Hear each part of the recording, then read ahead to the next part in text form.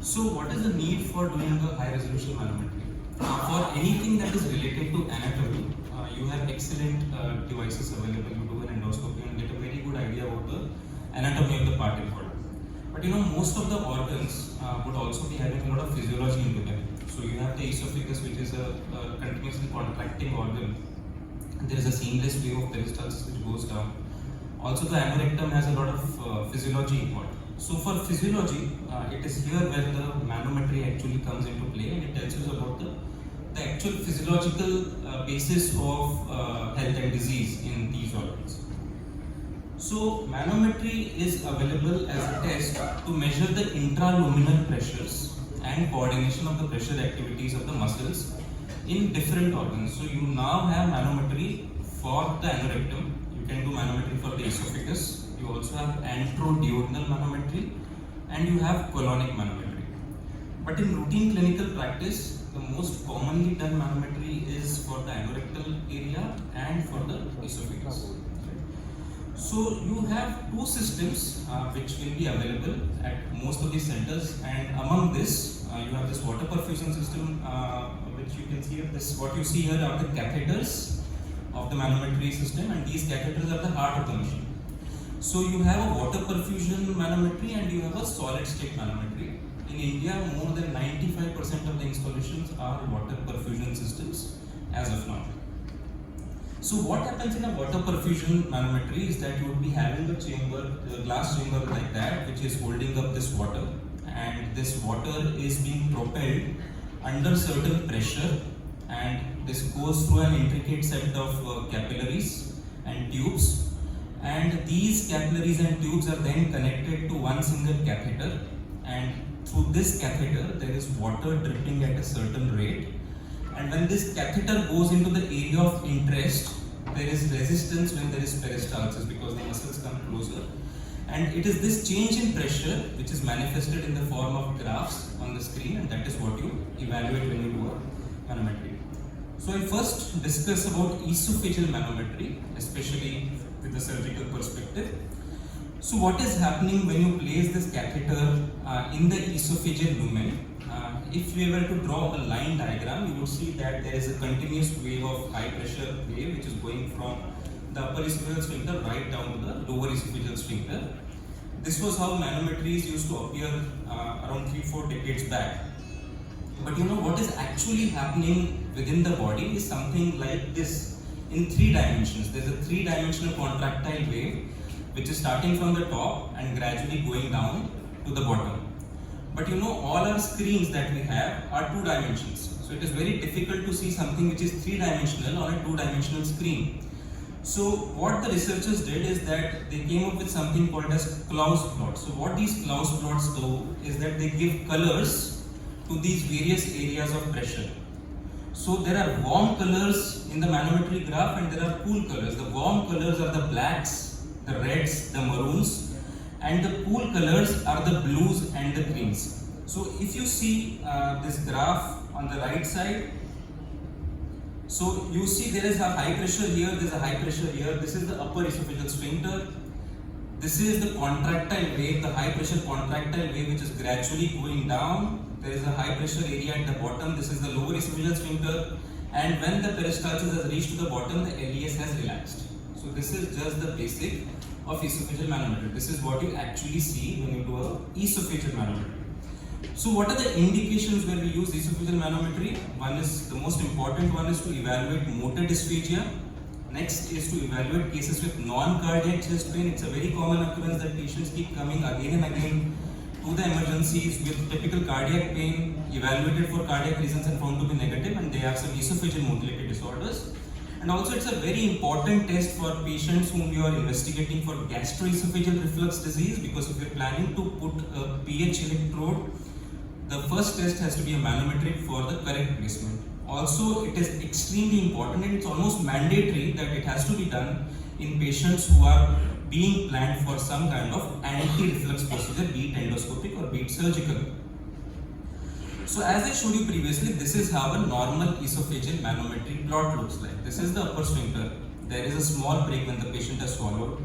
This is the peristaltic wave that is going down, down, down. This is the lower esophageal sphincter here, and here you see that the pressures have slightly decreased. This is because the LES or the lower esophageal sphincter has opened up when the peristalsis has gone towards the LES. So what happens in Achalaisa Cardia? So we all know in Achalaisa Cardia, the LES does not open up. So here you see a continuous high pressure wave at the lower esophageal sphincter, and there is a problem over here. So in type 1 achalasia, the IRP, and this is called as the integrated relaxation pressure, which tells us about the degree at which the LES is relaxing. The IRP is high, that means the LES is not relaxing. In type 1 achalasia, you also have peristalsis. You see, previously we were seeing the peristaltic wave, here there is no peristalsis and the LES is not opening up. In type 2 achalasia cardia, you have a lower esophageal sphincter again, which is not relaxing, but you would see a pan-esophageal pressurization. So pan-esophageal pressurization is different. You were seeing in the normal manometry, there was a peristaltic wave which was going gradually downwards. Here you see the bolus just dropping down. So this is not actually the esophageal peristalsis, but this is the pressure which is generated by the stasis of the food within a dilated esophagus.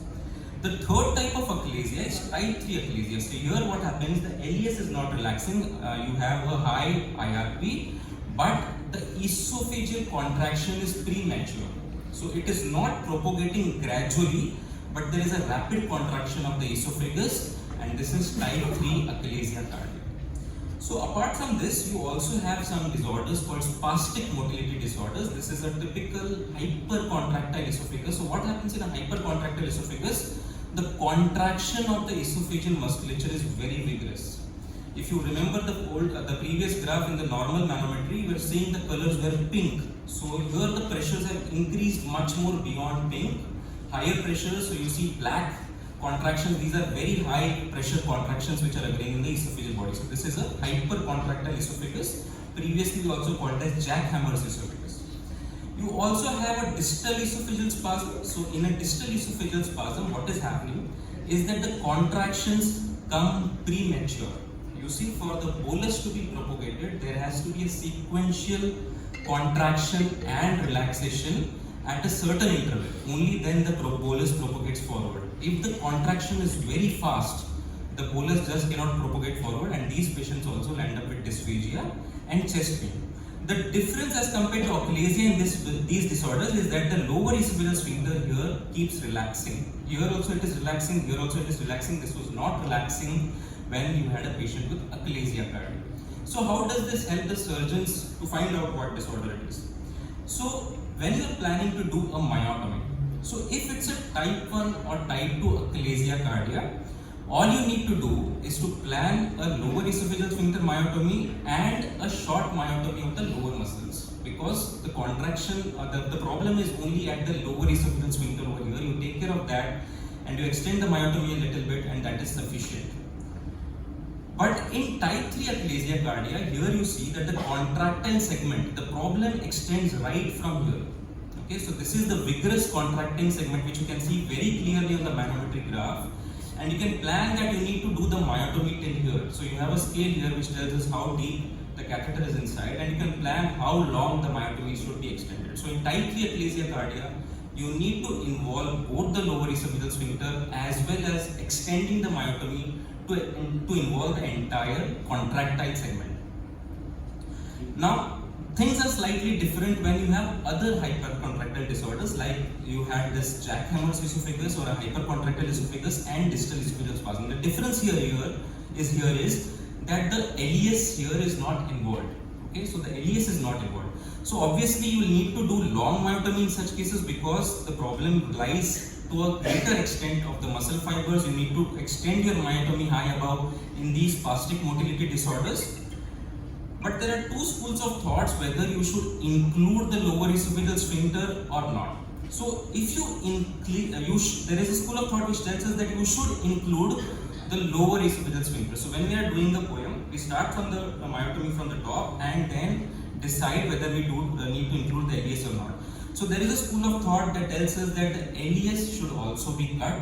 That is because you have cut the muscle fibers and now you have flaccid post-myotomy esophagus. And if the LES is intact, it might not be, the peristalsis might not be sufficient enough to overcome the resistance at the lower esophageal sphincter. So some people would not cut the LES. There is another school of thought which tells us that we should not include the lower esophageal sphincter, only cut the muscle fibers, because in these disorders the pathology is not extending to the lower esophageal sphincter, only the lower musculature is involved. So if you do a LES myotomy, you are only increasing the chance of post-operative reflux. So this is something which is still in debate. So the next situation where the manometries help you is in hiatus hernias. We all know about these 4 types of hiatus hernia.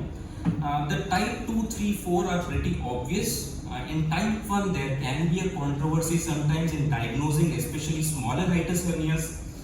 That is because when you do a endoscopy and you use endoscopy as a diagnostic test for hiatus, there are a lot of issues. The esophageal peristalsis might make it different. There is a transient LES relaxation which appear a different body position, tends to make it different, and gastric distension, how much you have distended makes it different. This is an example. Here on the retro version we hardly see any hiatus over here, but as you start insufflating air, you would see that a small hiatus starts appearing. So this is a problem. So here also your manometry is extremely useful, and you can appreciate these smaller grades of hiatus hernia on a manometry very clearly as compared to an endoscopy. So there have been published studies which tell us that a high resolution esophageal manometry has much better sensitivity and specificity as compared to endoscopy and or barium in diagnosing smaller hiatus hernias. Apart from the hiatus, you also have the ability to see the contractions of the esophagus, because there is an entity called ineffective esophageal motility which needs to be diagnosed if you are planning to do an endotherapy or a surgery for a patient with GERD. Ineffective esophageal motility is very common in patients with gastroesophageal reflux disease and can be seen in around 20 to 40% of these patients. And it is important to see for this when you do a manometry. So when you do a manometry in these patients, you would see that the esophageal contractions are very weak, or you would be having longer peristaltic breaks in such patients. So what do? There was a previous thought that if you have a weak or an ineffective esophageal motility, a 360-degree fundoplication should not be done. But now it has been proven that only ineffective motility does not predict post-fundoplication dysphagia. You have a much better predictor for that, and that is called as multiple rapid swallows, where you see for a contractile reserve. So if the contractile reserve is present after multiple rapid swallows, this gives you the highest prediction of failure or post-operative dysphagia if you do a 360-degree fundoplication. For anorectal manometry, where it can help surgeons, so anorectal manometry is useful for a lot of entities like refractory constipation, fecal incontinence, anorectal pain. One very useful place where it can be very useful is to see for pre-operative evaluations, especially when you are planning for reversal of stomas or fissure surgeries. So in an anorectal manometry, this is how the catheter goes in, and you would be seeing a high pressure zone in the anal near the anal sphincters, because these are continuously contracted. This is how the anal tone is seen, and at contractions you know how much is the anal sphincter pressure. You have normative values for the large population, and if you see that the patient is unable to generate these high anal pressures, you might think of delaying the closure of stoma, so hence and so forth. So ladies and gentlemen, my take home message is that high resolution manometry is an extremely useful test for physiological evaluation of esophagus and the anorectal apparatus. It should be incorporated in decision making prior to specific surgeries for good outcomes, and basic knowledge about high resolution manometry for surgeons is really essential. Thank you so much.